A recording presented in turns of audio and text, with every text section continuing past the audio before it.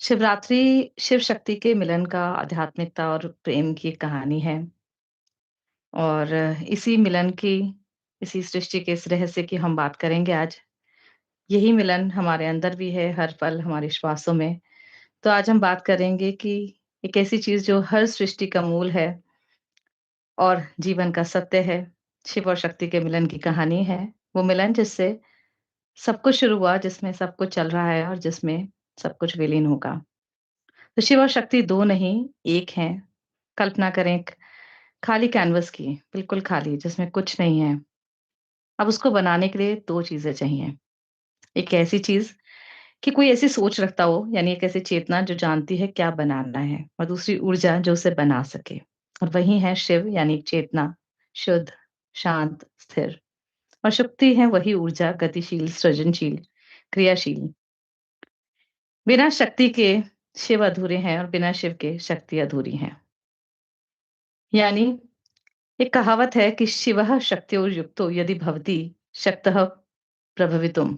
यानी शिव तभी कुछ करने में समर्थ हैं जब शक्ति साथ हो, और दोनों एक दूसरे के बिना अधूरे हैं। लेकिन जब दोनों मिलते हैं तो सृष्टि का जन्म होता है, और इसी मिलन से सब कुछ जन्मा है। शिव और शक्ति के मिलन से सब कुछ बना है। चाहे ये 5 तत्व हों जिससे सारी सृष्टि बनी है, आकाश वो खाली जगह जहाँ सब कुछ घटित होता है, शिव का विशाल तत्व, असीम तत्व, और दूसरा वायु, जहाँ गति है, हलचल है, प्राण है। ये शक्ति का पहला स्पर्श है, ऊर्जा है। तीसरा अग्नि, जो रूपांतरण बदलाव के लिए ज़रूरी है, जो खुद को जबड़ा कर सब कुछ बदल सकती है। चौथा धल जल, जो कि जीवन का आधार है। और पाँचवाँ पृथ्वी, जो किसी भी ठोस रूप के लिए ज़िम्मेदार है। तो यानी इन्हीं 5 तत्वों से पूरा ब्रह्मांड बना है। तारे हों, ग्रह हों, पहाड़, नदियाँ, पशु-पक्षी, सब में शिव की चेतना और देवी की ऊर्जा। ये जो प्लैनेट्स रिवॉल्व कर रहे हैं, इन्हें भी शक्ति से ही आपस में जो रिवॉल्विंग हो रही है। हमारी बॉडी इतना कॉम्प्लेक्स सिस्टम है, लेकिन हर चीज़ इतनी ब्यूटीफुली काम कर रही है, क्योंकि इसमें भी शक्ति इन्वॉल्व्ड है। एक कॉन्शसनेस और दूसरी शक्ति, सब कुछ सिस्टमैटिक है, क्योंकि चेतना है। अगर हार्ट को देखें तो एक चेंबर में एक तरफ से ऑक्सीजनेटेड ब्लड आता है, दूसरी तरफ से डीऑक्सीजनेटेड ब्लड जाता है। तो यानी किस तरीके से पूरा सर्कुलेशन हो रहा है, एक बार एक ही समय में सब कुछ एट वन टाइम इधर-उधर होगा तो हमारी लाइफ ही नहीं है। बहुत लंबा टॉपिक है, let's come back to Shiva and Parvati. तो आपने अर्धनारीश्वर के बारे में भी सुना है, जैसे आधा-आधा और पूरा। यानी अर्धनारीश्वर को देखा हो तो आधा शिव का शरीर, आधा पुरुष का। आधा शरीर शिव का और पुरुष, यानी आधा स्त्री का, यानी पार्वती। अर्धनारीश्वर, एक ही सत्य के 2 पहलू। तो ना पुरुष श्रेष्ठ हैं, ना स्त्री। यानी खुद ईश्वर भी दिखाते हैं कि दोनों बैलेंस हैं, दोनों बराबर हैं।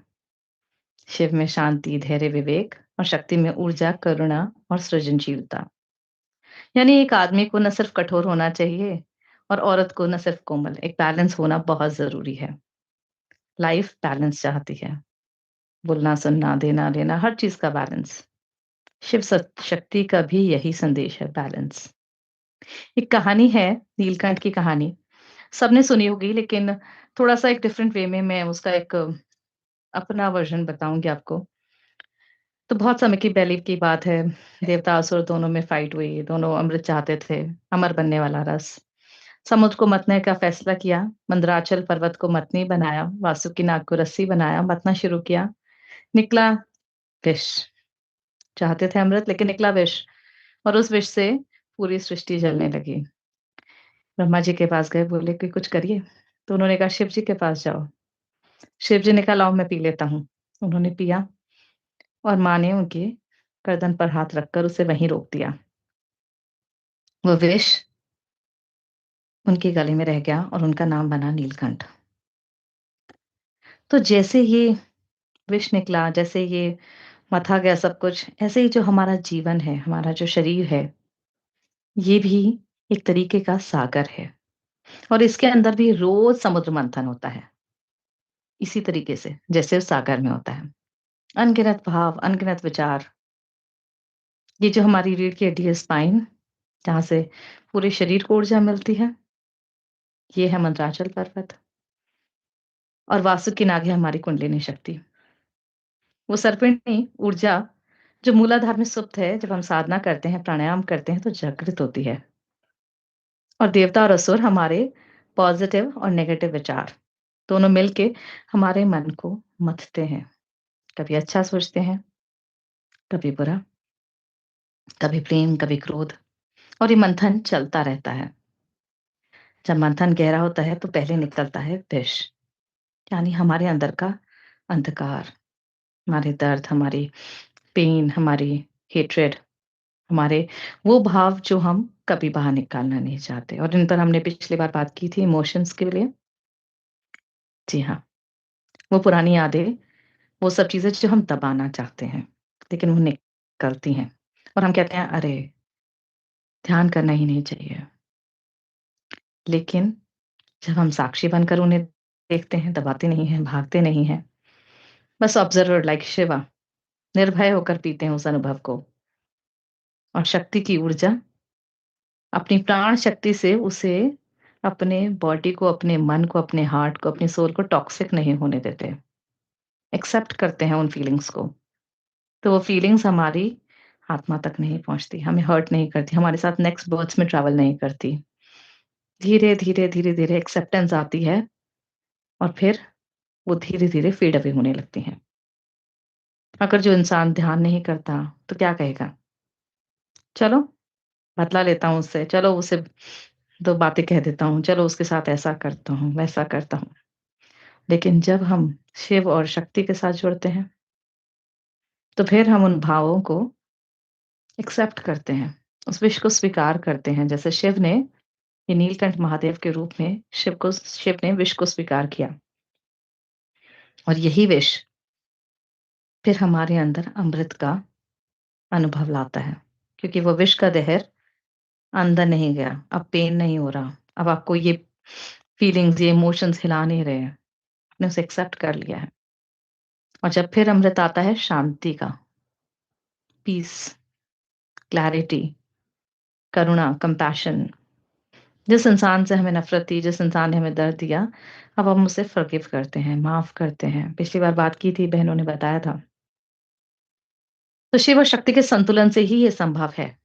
शांत रहना, संघर्ष न करना, दोनों के मेल से, साक्षी भाव से देखना। एक और कहानी आपसे शेयर करती हूँ, उसमें भी थोड़ा मेरा वर्ज़न होगा।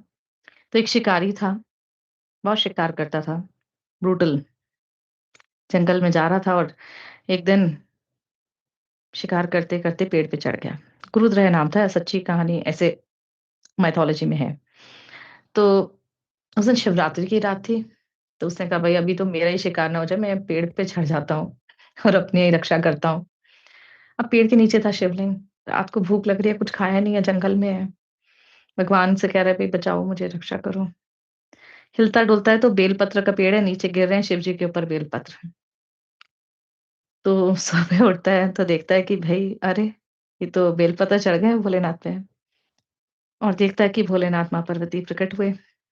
कहते हैं बड़ी बड़ी तुमने सेवा की। तो कहता है जी मैंने तो कोई सेवा नहीं की, तो बाय डिफ़ॉल्ट गलती से हो गए मुझसे। तो उन्होंने कहा कोई बात नहीं, फिर भी तुम्हें क्षमा किया। जो तुमने आज तक किया, किया।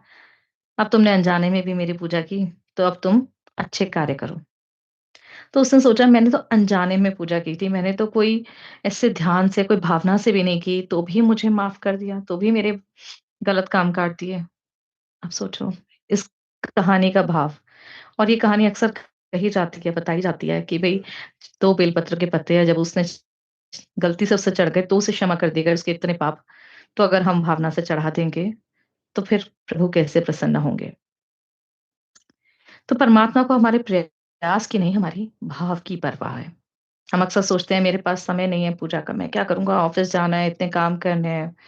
मंदिर में जो लोग इतना दान पुण्य करते हैं, उनकी बात और है, ऐसा नहीं है।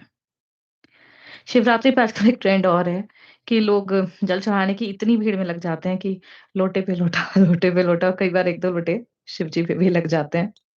भोलेनाथ उसे भी क्षमा कर देते हैं। तो समझे कि बात भावना की है। भोलेनाथ को ना आपका दूध चाहिए, ना बेलपत्र चाहिए। लेकिन भावना से जब हम कोई भी समर्पण करते हैं, कोई भी चीज़ें देते हैं, कोई भी सरेंडरेंस करते हैं, तो परमात्मा हर चीज़ को एक्सेप्ट करते हैं। तो ऐसे ही हमारी जो प्राण ऊर्जा शक्ति है, जब हम श्वास लेते हैं, विचार आते हैं, ये शिव शक्ति का मिलन होता है अपनी बॉडी के अंदर। हम उसे फ़ील करते हैं कि कैसे हमारी बॉडी के अंदर शिव और शक्ति दोनों एक साथ चल रहे हैं और यही कुंडलिनी का रहस्य है। मूलाधार में सुप्त भाव में हमारी सर्पिणी ऊर्जा की तरह बैठती है, वो जागती है। सहस्त्रार में शिव से मिलती है, तभी आत्म साक्षात्कार होता है। इसे ही हम मुक्ति मोक्ष कहते हैं और इसी मिलन से सृष्टि हुई, इसी में सृष्टि का समापन होगा। कोई डरने वाली बात नहीं है, प्रकृति का नियम है। शिव के तांडव की बात अक्सर सुनने में आती है कि इसी से सृष्टि का विनाश होगा। पर विनाश का मतलब खत्म होना नहीं, बल्कि फिर से शुरू करने के लिए जगह बनाना है। जैसे सर्दी के बाद वसंत आता है, पुराने पत्ते गिरते हैं, नए आते हैं, चाँद घटता है, फिर बढ़ता है, यही चक्र चलता है। सृजन, स्थिति, संहार, फिर सृजन। जीवन में भी यही होता है। हम जन्म लेते हैं, फिर मरते हैं, फिर आते हैं, जन्म लेते हैं, फिर मरते हैं, फिर आते हैं। कभी सफलता, कभी असफलता, हमेशा एक नई शुरुआत, फिर अंत, फिर नई शुरुआत और यही आध्यात्मिकता है। प्रेम और आध्यात्मिकता का परम सत्य, शिव और शक्ति का मिलन और प्रेम ही आध्यात्मिकता की सबसे गहरी परिभाषा है। पार्वती ने शिव को पाने के लिए जो कठोर तपस्या की, शिव ने भी उन्हें हर रूप में स्वीकार किया, सती के रूप में, पार्वती के रूप में, काली के रूप में। यही सच्चा प्रेम है, एक्सेप्टेंस। जैसे शिव ने पार्वती को हर रूप में स्वीकारा, जब वो कोमल है तब भी, जब उग्र है तब भी, प्रेम में भी। ऐसे ही जब हम अपनी लाइफ में एक दूसरे के पूरक बनते हैं, जैसे शिव शांत, पार्वती सक्रिय, दोनों ऑपोजिट नेचर, ऐसे ही लाइफ में हमें हमारे पार्टनर्स भी मिलते हैं। ऐसे ही हम उन्हें एक्सेप्ट करते हैं। जो एक्सेप्ट करते हैं वो लाइफ को हैपीली बिताते हैं, शिव शक्ति की तरह, सच्चे प्रेम की तरह। हम अपना अहंकार छोड़ते हैं, यही आध्यात्मिकता का सार है। यानी संसार छोड़ना नहीं, अहंकार छोड़ना और शिव शक्ति की तरह प्रेम पूर्वक जीवन जीना। कभी ये नहीं कहा प्रभु ने कि आप जंगलों में जाओ, सब कुछ छोड़ दो। ये जो कहानियाँ हैं, जो चीज़ें हैं, ये रोज़मर्रा के जीवन में बैलेंस बनाना सिखाती हैं। कैसे जीवन में शिव शक्ति को लाना है, कैसे काम करना है, कैसे ध्यान करना है, कैसे बोलना है, कैसे सुनना है, कैसे जीवन को जीना है। दुःख आते हैं, कठिनाइयाँ आती हैं, तो कैसे उन्हें एक्सेप्ट करना है, उनसे भागना नहीं है। ये सिखाने के लिए ये जो शिवरात्रि या इस तरीके के जो फेस्टिवल्स हमारे जीवन में आते हैं, तो प्रभु खुद अपने जीवन से सिखाते हैं कैसे प्रेम से एक दूसरे के पूरक बनना है, अहंकार को छोड़ना है, अपने भीतर देखना है, आध्यात्मिकता के साथ जीवन को बिताना है। साथ ही शिव योगी हैं और शिव से ज़्यादा तो ध्यान को कोई कह ही नहीं सकते कि कोई कर सकता है। तो शिव के साथ जब हम शिव की आराधना करते हैं, तो ध्यान उसका बहुत इम्पोर्टेंट पार्ट है और ध्यान से हम अपने जीवन को एक नई डायरेक्शन देते हैं। ये कोई धार्मिक अवधारणा नहीं, जीवन का सत्य है, साइंस है।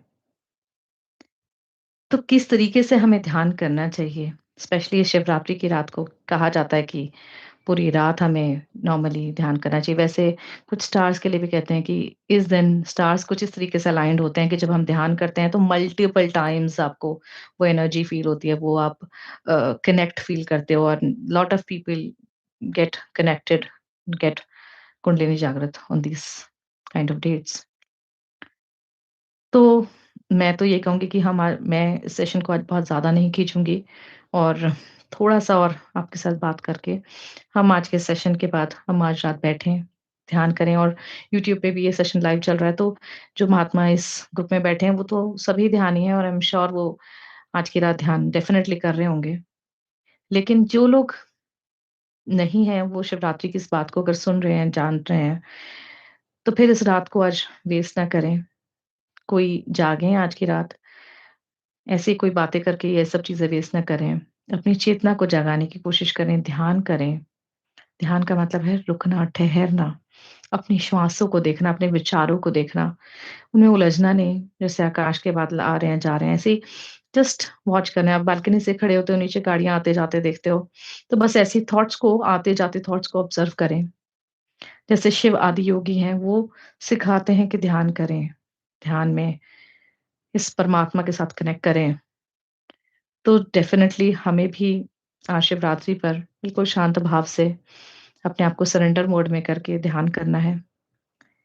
क्योंकि आज ये ध्यान किसी चीज़ को पाने के लिए नहीं है। आज ये खुद को सरेंडर करने के लिए है। अपने स्वभाव में टिकने के लिए कि जो भी मेरा स्वभाव है, हो सकता है कि अच्छा है, बुरा है, जो भी है, जैसा भी है, समर्पित भाव से मैं आपके सामने उस स्वभाव को रख रहा हूँ। जैसे शिव की तीसरी आँख जब खुलती है तो अलग ही ज्ञान की आँख होती है। ऐसे ही जब हम ध्यान से जुड़ते हैं, तो हमारे जीवन को एक नया विज़न मिलता है, एक नया चश्मा मिलता है, एक नया नज़रिया मिलता है।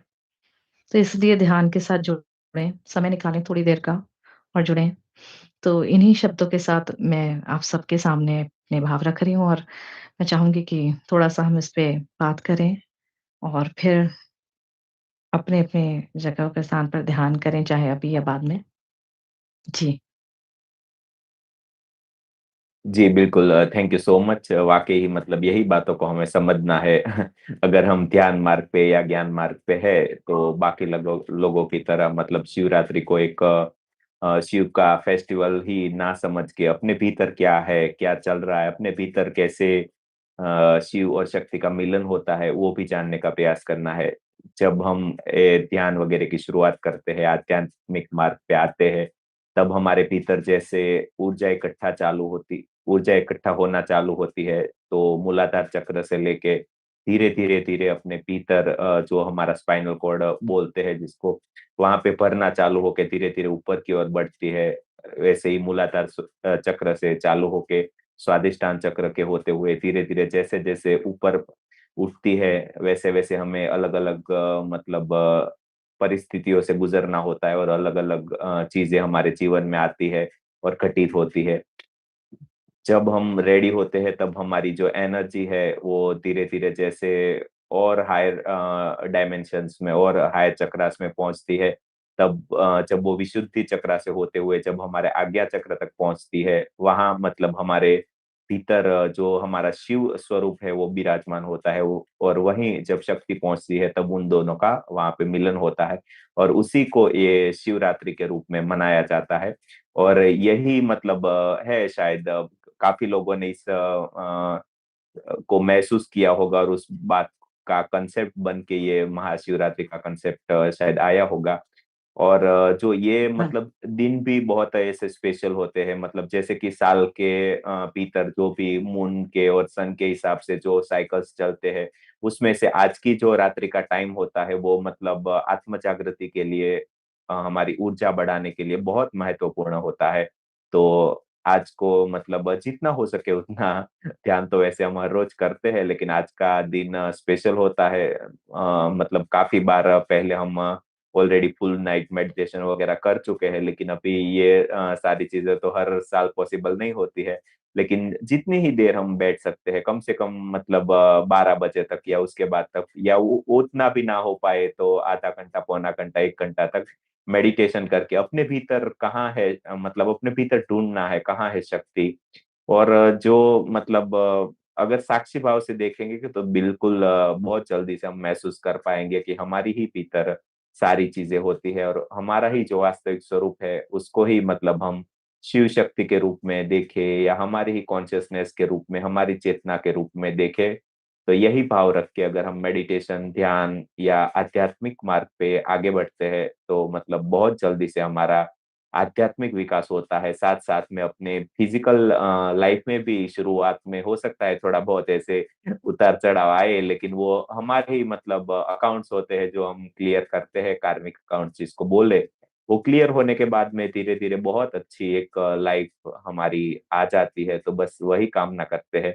और कोई भी पार्टिसिपेट्स मुक्ता मैम वगैरह कुछ अपना ज्ञान साझा करना चाहे, कुछ बात बताना चाहे, अपने पॉइंट ऑफ व्यू रखना चाहे, तो अनम्यूट करके बात कर सकते हैं। जी, मुक्ता मैम नमस्ते। आत्मवंदन सबको आत्मवंदन। अम, शिवरात्रि है आज और बाकी में बहुत अच्छा मतलब विषय है कि जैसे कामना मैम ने बताया, मंथन से बताया, समुद्र मंथन का टॉपिक जो लिया और एक पंच तत्व जो लिया कि ये हमारा जो मनुष्य या मनुष्य का जो निर्माण हुआ, मनुष्य शरीर जो बना वो पंच तत्वों से बना है। तो शिव और शक्ति जो है, तो वो शिव और शक्ति ये मनुष्य में ही है, मानव में। पंच तत्व ये मनुष्य की शक्ति ही है। यदि ये पंच तत्व नहीं होंगे, जैसे कि अग्नि से मनुष्य को एक हर चीज को आत्मसात करने की शक्ति मिलती है। यानी यदि अग्नि पे आप अग्नि में हवन करते हो तो भी आपको लाभ है, और यदि आप उसके पास मतलब आप अग्नि के पास जाओगे तो आप जलोगे ही, चाहे वो अच्छे रूप में जले चाहे वो बुरे रूप में जले। तो अग्नि से हमको हर चीज को ग्रहण करने की एक शिक्षा मिलती है। ये हमारी शक्ति है कि हम ग्रहण करें, है ना। और जी, पंचतत्व एक जैसे पंचतत्व में एक जैसे कि पृथ्वी जो हमको धैर्य सहनशीलता बनाती है कि हमें धैर्य धारण करना चाहिए कैसी भी परिस्थिति हो। आप जितने सहनशील रहोगे, धैर्य धारण करोगे, तो जो अगर गलत सिचुएशन भी हो रही है तो वो सुधर जाती है। एक नॉर्मल लाइफ जीने के लिए बहुत अच्छा मैसेज देती है हमारी पृथ्वी। ये पंच तत्व में जो पृथ्वी है बहुत अच्छा हमें मैसेज देती है। फिर आता है जल। जल से शीतलता, गंभीरता। आप अपने शब्दों को जितना अच्छे ढंग से प्रस्तुत करते हो, सामने वाले के सामने मीठा बोलकर उसको प्रभावित करते हो, तो बड़ी सी बड़ी समस्या अपने आप हल हो जाती है। घर परिवार में अगर कोई लड़ाई कर रहा हो, तो यदि वो लड़ाई कर रहा है ना, तो आप अपने शब्दों से उसको ऐसा मोटिवेट कर सकते हो कि उसकी लड़ाई बंद हो जाती है, झगड़ा बंद हो जाता है। तो ये शब्द, ये पंच तत्व से बहुत सारी शक्ति प्रदान होती है मनुष्य को, है ना। आकाश से इतना विशाल अपना ग्रह विशालता ग्रहण करो, है ना। इतना बड़प्पन आप लाओ अपने जीवन में कि लोगों को यह महसूस ना हो कि आप किस तरह से छोटों को प्यार कर रहे हो, बड़ों के साथ किस तरह से उनकी सेवा कर रहे हो, उसमें अहंकार नहीं आ रहा है। तो ऐसा बड़प्पन आना चाहिए। ये एक शिक्षा पंच तत्व के माध्यम से ये भी मिलती है ना। तो ये पंच तत्व हमारी शक्ति है, मनुष्य जीवन की शक्ति है। फिर जैसे आपने बताया कि समुद्र मंथन का एक स्टोरी सुनाई कि जिस तरह से समुद्र मंथन हुआ, तो एक तरफ देव थे और एक तरफ असुर थे, है ना। तो क्यों वो देव और असुर मंथन क्यों कर रहे थे उस पर्वत, मंत्रांचल पर्वत के माध्यम से, कि उनको अमृत प्राप्त करना था, इसलिए वो लोग मंथन कर रहे थे। अब यहाँ आप एक कितनी बड़ी हमको शिक्षा मिलती है या सीख मिलती है कि एक तरफ असुर है और एक तरफ देव है, यानी एक तरफ अच्छाई है और एक तरफ बुराई है। अच्छाई और बुराई को जब हम संतुलित कर लेते हैं, वो अच्छाई और बुराई क्या है, हमारे विचार हैं। अच्छे विचार भी आते हैं और बुरे विचार भी आते हैं। जब आप अपने अच्छे बुरे विचारों को संतुलन में रखते हो तो मंथन होता है। मंथन जो परम हम मंथन हो रहा है ना, तो उस मंथन से अच्छे बुरे विचारों का संतुलन कर लेते हैं तो अमृत प्राप्त होता है, यानी कि वह शक्ति, वह ऊर्जा प्राप्त होती है जिसके माध्यम से आप आत्मज्ञान या परमात्मा के करीब पहुंचते हैंगे। ये समुद्र मंथन से बहुत अच्छी सीख मिलती है हमको। और दूसरी एक, जैसे कि वासुकी नाग जो थे, तो वासुकी नाग से वाकई में जितना आप मंथन में वासुकी नाग ने घर्षण किया है, तो हमारी कुंडली शक्ति वासुकी नाग के माध्यम ही है। जितना हम अपनी कुंडली को जागृत करेंगे, वह जब हम सातों चक्रों को पार कर लेंगे, तो वो जो अलौकिक दिव्य ऊर्जा है वह हम महसूस कर पाएंगे, देख पाएंगे। तो ये भी बहुत आवश्यक है। ये कुंडली शक्ति ही शिव की शक्ति है, हमारी मानव की शक्ति है। और जहां तक मेरे उसमें है कि शिव है ना, स्थिर है। शिव एक स्थिर है, लेकिन जो शक्ति है ना वह सक्रिय है। क्यों? क्योंकि अ, शिव की शक्ति ही ऊर्जा है। अगर ऊर्जा नहीं होगी तो शिव स्थिर है। इसलिए बहुत आवश्यक है कि ऊर्जा, ये मनुष्य जीवन को शिव समझिए, मानव शरीर शिव है, उसकी ऊर्जा ही हमारी शक्ति है। ऊर्जा के बिना हम कुछ नहीं कर सकते हैं, कोई भी कार्य नहीं कर सकते हैं। और शिव प्रकृति है, तो शक्ति क्या है? माया है। शिव शक्ति एक माया है, जो प्रकृति शिव है और शक्ति माया है। और आप देखिए कि शक्ति के माध्यम से जो हमारी माया है, उसी से हमको आनंद भी मिल रहा है, उसी से हमको दुख भी मिल रहा है, उसी से हमको ज्ञान भी प्राप्त हो रहा है, उसी से हम अपनी चित्त की शुद्धि भी करते हैं। किसके माध्यम से? माया के माध्यम से। शिव की शक्ति ही माया है, और वो दोनों साथ रहते हैं। कि परमात्मा का, कहते हैं ना कि एक बार जब शिव जी बैठे हुए थे तो पार्वती जी ने उनसे पूछा कि आप आंख बंद करके किसका ध्यान करते हो? मैं तो आपके सामने बैठी हूँ, आप किसको देखते रहते हो आंखें बंद करके? तो शिव जी ने कहा कि मैं उसका ध्यान करता हूँ जो परम तत्व है। तब पार्वती जी को भी लगा कि परम तत्व यानी शंकर जी खुद नहीं है, कोई और है। उनको भी जब महसूस, तो उन्होंने कहा फिर मैं कौन हूँ? अगर आप किसी परम तत्व को ध्यान कर रहे हैं तो फिर मैं कौन हूँ? तब उन्होंने बताया कि मैं भी माया से निर्मित हूँ और तुम भी माया से बनी हुई हो। तो शिव और शक्ति, ये जो परमात्मा का ही अंश में प्रकृति में प्रकट हुए, या प्रकृति कहना चाहिए, प्रकृति और माया। तो शिव प्रकृति हो गए और शक्ति माया हो गई। और इसी माया से मनुष्य को बहुत सारी चीजें प्राप्त होती है, जैसे सुख है, दुख है, आशा, निराशा, और क्या कहते हैं, ज्ञान मिल रहा है तो अज्ञानता है, सारी चीजें इसी माया के माध्यम से। और माया क्या है? ये आपका मन। मन ही आपकी माया है। मन के माध्यम से ही आप सब कुछ प्राप्त कर सकते हो, और ये मन ही आपकी शिव की शक्ति है। शक्ति ही मन है, और मन को आप जिस राह पे ले जाओगे, शक्ति उसी तरफ जाएगी, उसी उसकी ऊर्जा उसी तरफ जाएगी। और वो ऊर्जा जब आप मंथन करोगे, तो मंथन करने से संतुलन होगा, यानी कि शिव और शक्ति में संतुलन बना रहेगा। और शिव शक्ति में जब संतुलन बनता है तो महाशिवरात्रि आती है। जिसे सब पूछते हैं, जिसे सब जानते हैं। तो शक्ति ही चेतना है, ऊर्जा है, जिसे हम समझ, मतलब बड़े बड़े ज्ञानी उसको समझने का प्रयत्न कर रहे हैं। तो ऐसी शिव शक्ति को सभी लोग बारंबार प्रणाम करते हैं, और बाकी में हमें अपनी शक्ति को पहचानना चाहिए, और शक्ति को के माध्यम से ही हम आगे बढ़ सकते हैं। आत्मज्ञान प्राप्त करने के लिए शिव की शक्ति बहुत आवश्यक है, और वो शक्ति हम खुद हैं। हमारा मन स्वयं है, हम स्वयं हैं। यदि हम उस पे आगे वर्क करेंगे, जैसे कि रोज करते हैं, रोज स्वाध्याय होता है, रोज सत्संग होता है ना, रोज अच्छी बातें सुनते हैं, रोज अच्छे काम करते हैं, सत्कर्म करते हैं, तो शक्ति, ये ऊर्जा जो है बहुत अच्छे से आगे बढ़ती है। और कुंडली जागरण इसी के माध्यम से होती है। कुंडली जागरण ऐसे नहीं होती है। आप जितना सत्कर्म करोगे, आपको बिना, मतलब उसको जागृत करने की आपको आवश्यकता नहीं पड़ेगी।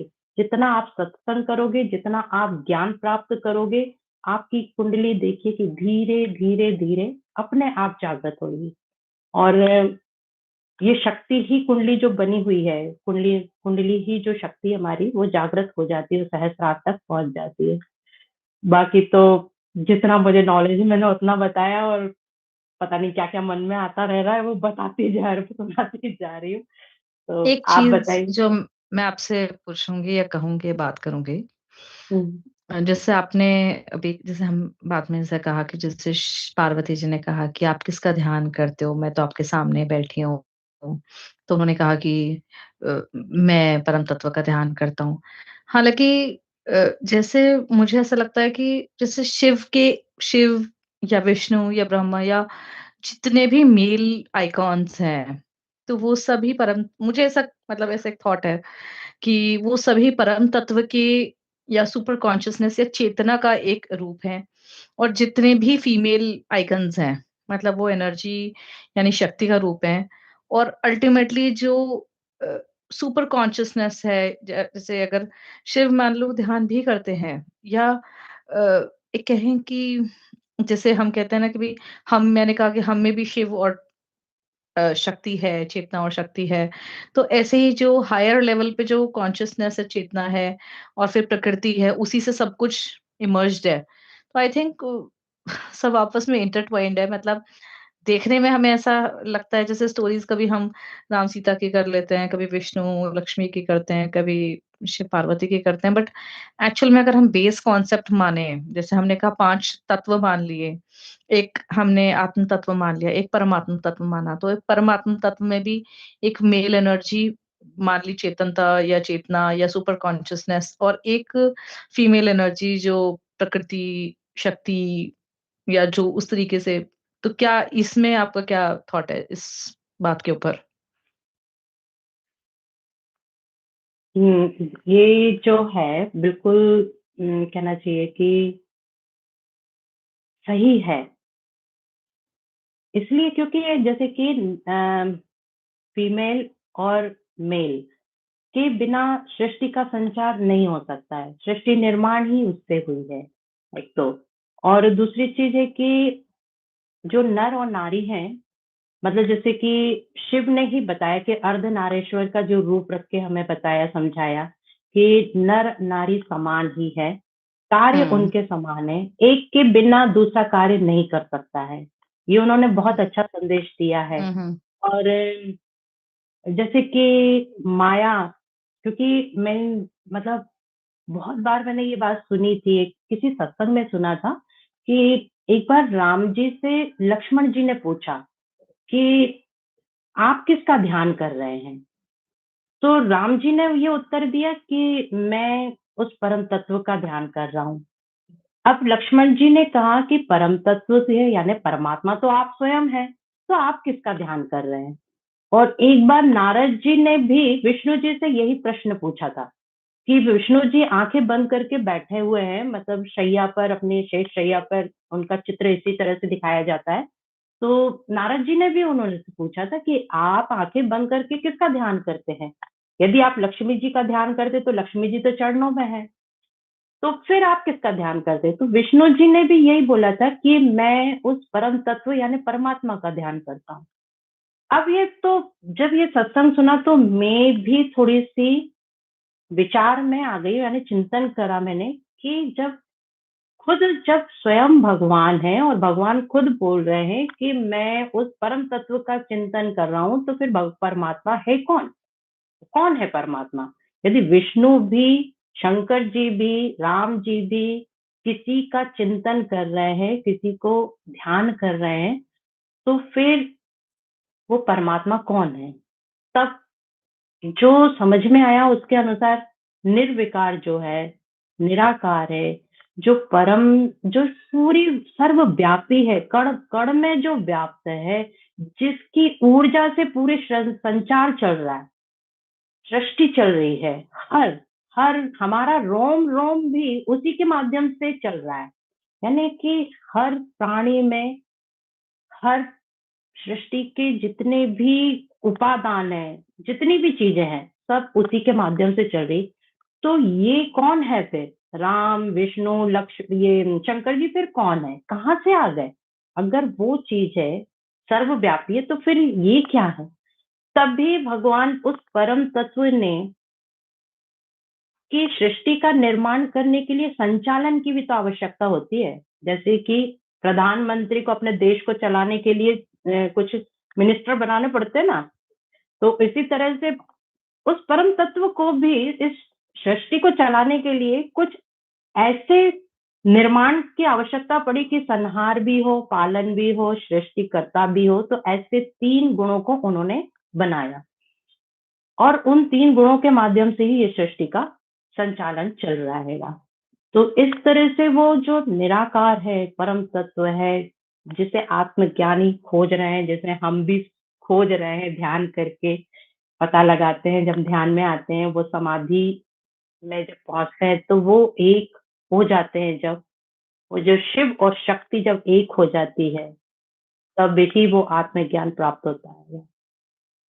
तो यानी अब अगर मैं आपकी बात भी समझूं तो आप भी एग्री करती हैं कि भाई एक सुपर कॉन्शियसनेस है, जिसे हमने अभी शिव के रूप में कहा, तो शांत, स्थिर, निर्विकार, निर्वैर, मतलब एक ऐसी एग्जिस्टेंस। और तो अगर हम उसी को मान लें, अब हम लेट्स नॉट कम ऑन रूप, हमने मान लिया कि वो उनके हेड्स हैं और उन्हीं में से निर्मित हैं। लेकिन अगर हम उसी एक परम तत्व की बात करें तो उसी में के साथ एक हम प्रकृति की बात करते हैं, क्योंकि एवोल्यूशन के लिए, मतलब अगर घर में एक बच्चा होता है तो हस्बैंड वाइफ चाहिए।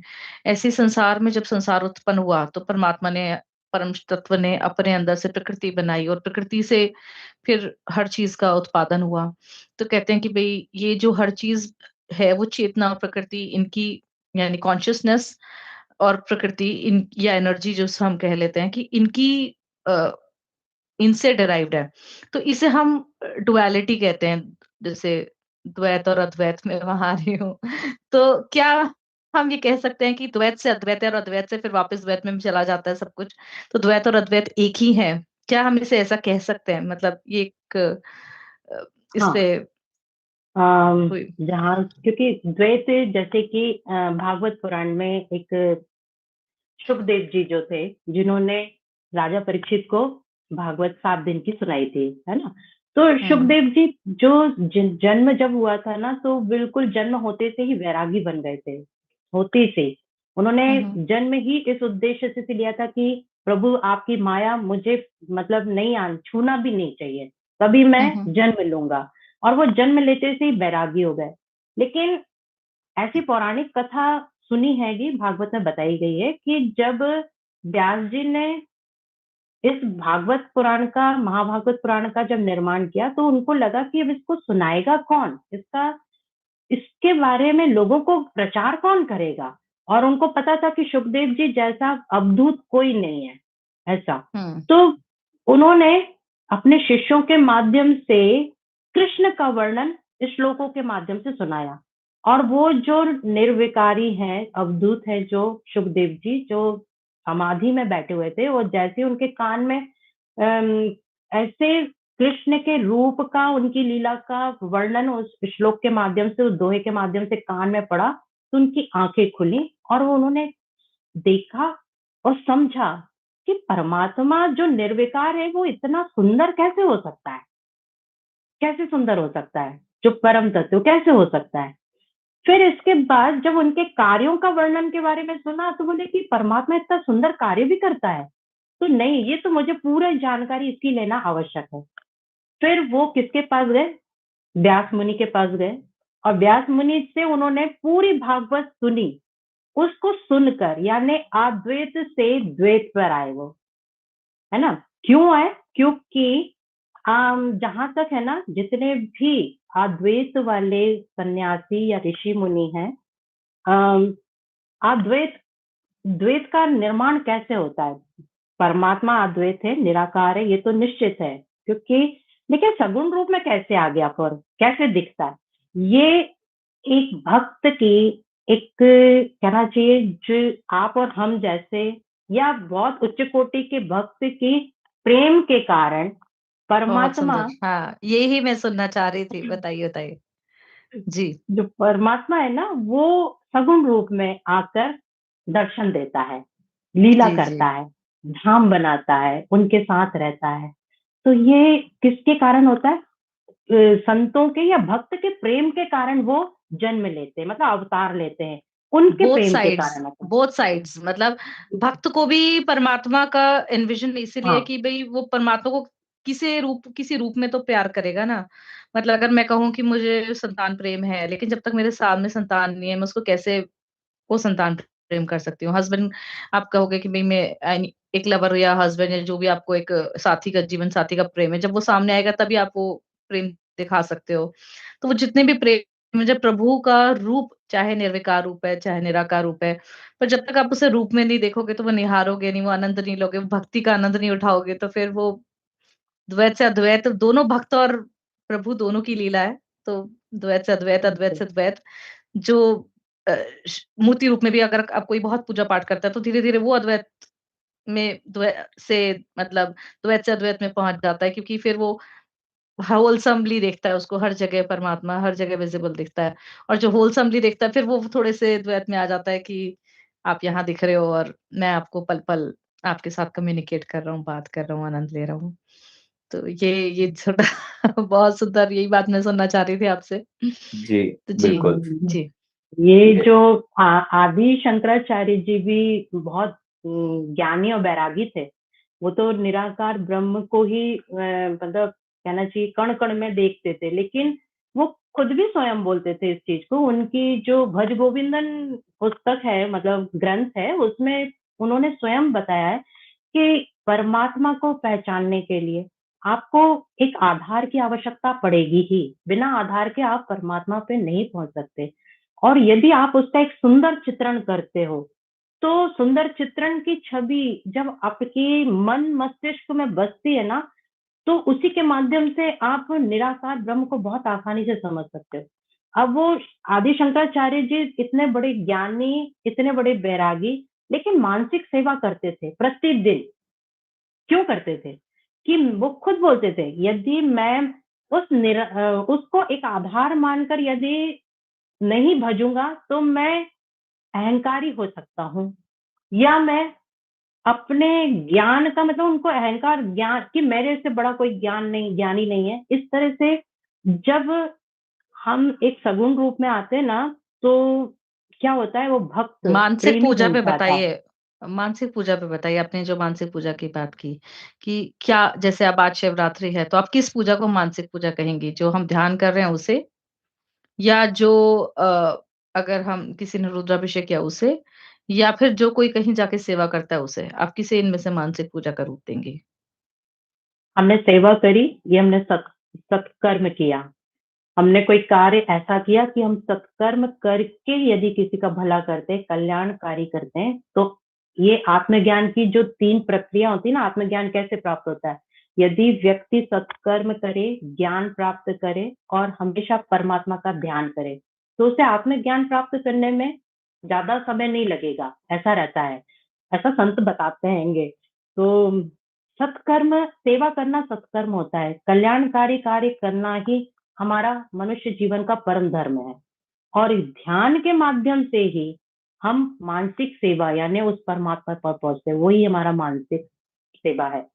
और जो हम शिव जी पर जल चढ़ा रहे हैं, रुद्राभिषेक कर रहे हैं, दूध चढ़ा रहे हैं, तो मैं तो क्या होता है, मैं कभी धोखे से अगर मंदिर चली भी जाती हूँ और उस समय ऐसा कुछ होता है, तो मुझे भोलेनाथ को देखकर ऐसा लगता है कि बाप रे, कितना सारा अपने सिर पर आप डाल रहे हो। और क्यों नहीं ये मनुष्य लोग अपने आप को इस सिचुएशन में रखते हैं कि आपके ऊपर, अपने स्वयं के ऊपर इतना दूध दही जल वगैरह डाले, तो आपको कैसा लगेगा? खुद को लगो। तो मैं तो ऐसा बोलती हूँ भोलेनाथ जी से कि कैसा लग रहा है आपको, ये इतना सारा आपके ऊपर डाल रहा है, अच्छा लग रहा है क्या? डलवा रहे हो। फिर मैंने कहा ठीक है, लोगों की भावना ये है, इतना विशाल भक्त है, भावना है, सब अपने भावना अर्पण कर रहे हैं। भावना है। कोई मानसिक, कोई शारीरिक, कोई कैसे, और ये इतना विशाल है कि पता भी नहीं चलता होगा कहाँ गए सब।